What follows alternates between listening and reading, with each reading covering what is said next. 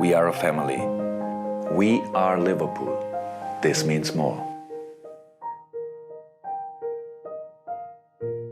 여름 이적 시장이 얼마 지나지도 않은 것 같은데 벌써 시즌은 중반을 넘어 겨울 이적 시장이 찾아왔습니다. 여름과 달리 한 달밖에 되지 않는 기간 동안 원하는 선수를 데려오는 것은 현실적으로 어렵겠지만 급한 보강이 필요한 팀의 경우 이 기간이 굉장히 달콤하게 느껴질 겁니다. 그렇다면 과연 리버풀은 겨울 이적 시장에서 영입 움직임을 가져갈까요? 오늘은 겨울 이적 시장을 대처하는 현실적인 리버풀에 대해 얘기해보려 합니다. 다음 기회에 리버풀 1티어 기자인 폴 조이스 그리고 오직 진실된 정보만을 전달하는 온스테인에게서 현재 상황을 봐서 리버풀이 1월 영입에 나설 것으로 보이진 않습니다. 언제나 시장 상황을 보고 있는 리버풀이다 보니 갑작스러운 영입에 더 이상 놀랄 필요는 없습니다. 하지만 리버풀은 지난 여름 대부분의 거래를 성사시켰습니다. 몇몇 기회가 생긴다면 움직임을 가져갈 수도 있겠지만 현재로서 리버풀은 누군가를 데려올 생각이 없습니다. 1티어 기자들조차도 예상 못하는 상황이 가끔 발생하긴 합니다만 리버풀 내부 기자로부터 영입 가능성이 없다고 먼저 선포한 상황에서 영입 움직임을 가져간 적은 정말 없습니다. 코나테와 같이 주전급 센터백 수비수가 1월에 부상당하지 않는다면 겨울 이적 시장 수비 보강 또한 없을 것이라 보시는 편이 좋습니다. 마팁이 부상당했던 시점에서 했던 클롭의 인터뷰도 가볍게 보시죠. 여기는 부상당한 선수들이 돌아오기 전까지 세계적인 센터백을 데려오는 원더랜드가 아닙니다. 클럽들이 크리스마스 트리 아래에 그들을 내려놓고 필요한 만큼 가져가서 사용하세요 이렇게 말하지는 않습니다. 겨울 이적 시장에서 센터백을 데려오는 것에 대해 생각하고 있지 않습니다. 12월 초부터 겨울 이적 시장에 수비 보강하는 것에 대해 그리 긍정적으로 언급하지 않았기에 별다른 문제가 없다면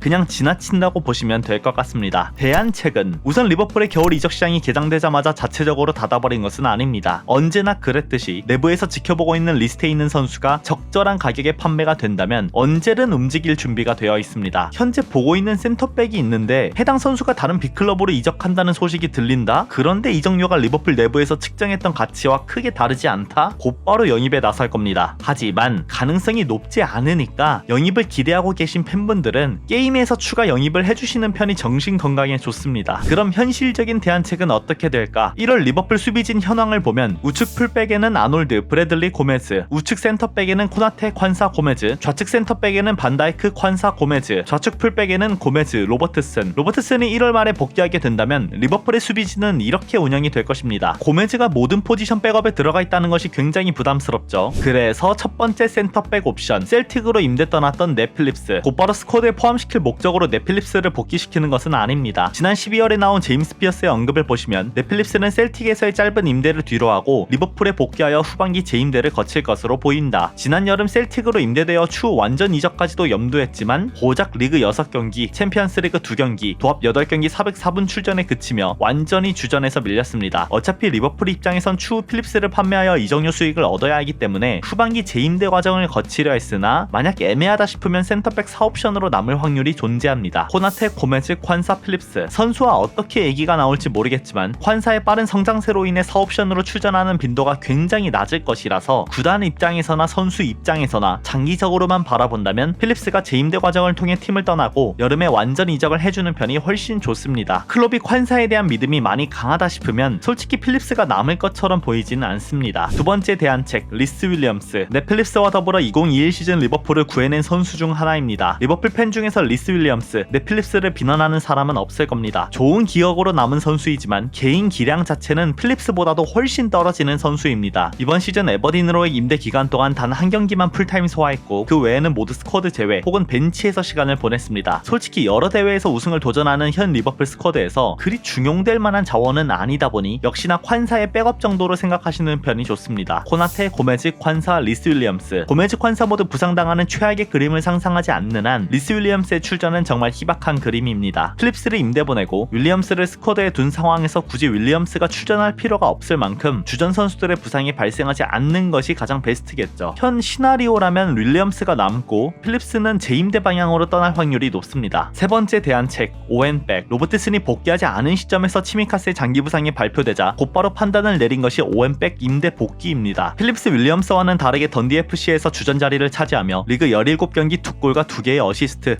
1530분 소화, 충분히 기대한 대로 차근차근 성장하고 있는 선수입니다. 던디에서의 좋은 활약상을 토대로 셀틱, 레인저스의 관심을 받고 있을 정도니까 02년생의 나이를 감안했을 때 현 리버풀에서도 충분히 로테이션 자원으로 성장할 가능성이 있습니다. 오히려 오웬백은 앞선 두 선수와 다르게 임대를 통해 안정적인 출전을 보장받고 있던 상황에서 리버풀에 합류하여 출전 기회가 갑자기 줄어들어 성장세가 꺾이지 않을까 하는 걱정이 듭니다. 그런데 또 한편으로 잘 뛰고 있던 선수를 데려온 만큼 기회 보장에 대한 얘기도 일부분 하지 않았을까 싶습니다. 필립스 윌리엄스의 경우 스쿼드에 남을 수도 있지 않을까 하는 예상이라 하면 오웬백은 재임대가 아닌 그대로 스쿼드에 남을 것으로 보입니다. 그러면 리버풀은 로버트슨을 1옵션으로 활용하는 가운데 로버트슨이 출전하게 된다면 아놀드를 미드필더로 활용하며 로버트슨, 반다이크, 코나테, 고메즈, 아놀드를 그대로 풀백으로 활용하며 로버트슨, 반다이크, 고메즈, 아놀드, 로버트슨, 반다이크, 콴사, 아놀드, 고메즈를 우측으로 돌리면서 다양한 로테이션도 가능해집니다. 여러모로 센터백 옵션을 스쿼드에 포함하는 것보다 레프트백 자원을 데려와서 고메즈를 우측으로 돌리는 편이 훨씬 효율적이지 않을까 싶습니다. 정말 별다른 부상이 발생하지 않는다면 위에 언급한 세 선수로 백업을 구성하여 후반기 일정을 소화할 확률이 매우 높습니다. 일정 소화 가능? 그런데 이런 생각을 하시는 분들이 있을 수 있습니다. 아니 그래도 유로파리그, 컵대회 모두 남아있는 상황에서 이게 맞아? 우선적으로 리버풀이 FA컵, 리그컵, 유로파리그 모두 안고 갈 수 있을지 그 여부부터 생각해봐야 합니다. 리버풀과 같은 팀이 컵대회를 일부러 탈락한다는 것은 말도 안 되는 행위고 꽤나 높이 올라가는 가정하에 일정을 예상해봅시다. FA컵과 리그컵, 프리미어리그 FA컵 전체 라운드 일정을 확인해보면 3라운드는 1월 6일부터, 4라운드는 1월 27일부터, 5라운드는 2월 28일부터, 8강은 3월 16일부터, 4강은 4월 20일부터, 결승은 5월 25일, 리버풀은 1월 8일, 아스날과의 3라운드가 예정되어 있습니다. 만약 이 경기에서 승리한다면 1월 27일부터 시작되는 4라운드 일정을 봐야 한다는 것인데 이러면 지옥 일정이 형성됩니다. 1월 22일 본머스 원정, 1월 25일 풀럼 원정 리그컵 2차전, 2월 1일 안필드에서 첼시, 2월 5일 아스날 원정, 리그컵 4강 2차전 풀럼 원정, 첼시 사이에 FA컵 4라운드 일정이 들어가게 됩니다. 타이트한 일정으로 변경의 여지가 존재하긴 하지만 겹치는 것이 아니라면 그대로 진행될 확률이 매우 높습니다. 본머스 원정도 까다로운데 리그컵 2차전도 원정, 거기서 첼시 아스날 경기가 붙어 있습니다. 그래서 FA컵 4라운드로 진출하게 된다면 리그컵 1차전 안필드에서 열리는 경기를 대량 득점으로 빨리 끝내버리는 편이 가장 좋습니다. 그렇게만 된다면 풀럼 2차전 원정은 부분 로테이션을 통해 후반전에 반다이크를 쓴다거나 스타팅으로 출전한 다음 후반전에는 교체를 통해 체력 안배를 해줄 수도 있죠. 그러나 3라운드에서 탈락하여 4라운드 일정이 없다면 1월 25일 리그컵 4강 2차전, 2월 1일 안필드에서 첼시 경기, 생각보다 휴식일이 꽤나 보장되기 때문에 아주 괜찮은 일정입니다. 만약 FA컵 4라운드, 리그컵 4강 모두 승리했다고 가정해봅시다. 그럼 2월 28일부터 5라운드가 시작되는데 리그컵 결승이 또 2월 25일로 잡혀 있습니다. 그렇다면 현재 리그 일정상 2월 25일 루턴타운 경기가 있는데 루턴타운과의 경기는 연기될 것입니다. 추후 배정될 것이고 FA컵 5라운드 일정이 2월 28일부터 있으니 28일, 29일쯤에 FA컵 경기가 있을 겁니다. 그 다음 3월 3일 노팅엄 포레스트 원정, 3월 7일 유로파리그 16강 1차전, 3월 10일 맨시티, 3월 14일 유로파리그 16강 2차전, 3월 17일 에버튼 원정, 여기가 진짜 지옥의 일정이죠. 본래 리그컵을 포기한다면 25일 비교적 쉬운 루턴타운 경기를 통해 부분적인 체력 안배를 할 수 있을 텐데 리그컵 결승에 간다면 루턴타운은 뒤로 물리게 되고 노팅엄 포레스트, 유로파, 맨시티, 유로파, 에버튼 거의 3일 간격으로 리그컵, FA컵, 리그, 유럽대항전까지 소화해야만 합니다. 리그컵의 경우 플럼을 잡고 결승에 올라갈 확률이 그래도 높으니까 4라운드 FA컵에서 탈락해서 5라운드 일정이 없다면 루턴타운 경기가 연기된다는 가정하에서 일정은 생각보다 괜찮습니다. 25일 리그컵 결승, 3월 3일 노팅엄 원정으로 가는 동안 꽤나 휴식일이 보장되기 때문이죠. 그런데 또 25일로 잡혀있던 리그 경기가 며칠 뒤로 물리면서 본래 FA컵 5라운드 일정과 겹치게 된다면 FA컵 5라운드를 소화하는 거나 이거나 다를 바 없이 타이트해지긴 합니다. 이것저것 다 생각해봐도 빡세긴 하죠. 이제는 다시 1월 일정으로 돌아가 봅시다. 새로 영입된 선수들에게 우승 DNA를 부여하기 위해서라도 그렇게까지 중요하진 않지만 리그컵 우승 트로피는 도전해보는 게 좋아 보입니다. 1차전이 안필드에서 열리니까 그 경기에서는 주전 라인업을 돌리는 편이 좋겠죠. 하지만 FA컵이 조금 애매합니다. 3라운드 아스날 원정이지만 일정상 주전 라인업을 출전시킬 수 있어서 충분히 해볼만은 합니다. 그런데 3라운드를 통과하게 되었을 때부터 발생하는 4라운드, 5라운드 타이트한 일정이 추후 3, 4월 리그 우승 도전을 하는 데 있어 방해가 되지 않을까 싶은 생각도 있네요. 한편으로 클롭만이 아닌 잉글랜드 감독들이 계속해서 지적하고 있는 리그컵 4강을 단판으로 변경해 주었다면 FA컵, 리그컵 모두 도전해 볼만한데 참 아쉽습니다. 괜히 맨시티가 리그컵 비중을 낮추는 것이 아니죠. 총 정리, 리버풀이 겨울 이적 시장에서 영입할 확률은 극히 낮다. 대안책으로 나온 선수들 중에서 오웬백의 복귀는 큰 도움이 될 전망이다. 이적생들의 아스날에게 우승 DNA를 주기 위해 리그컵은 주전 선수들이 기용될 것이다. FA컵은 탈락하더라도 너무 실망하지 말자. 팬 입장에서 많은 경기를 보는 것이 즐겁지만 그래도 우리는 리그 우승, 유로파리그 우승을 더욱 보고 싶어 하니까 다른 토너먼트에서 탈락하더라도 너무 상심하진 맙시다. 그럼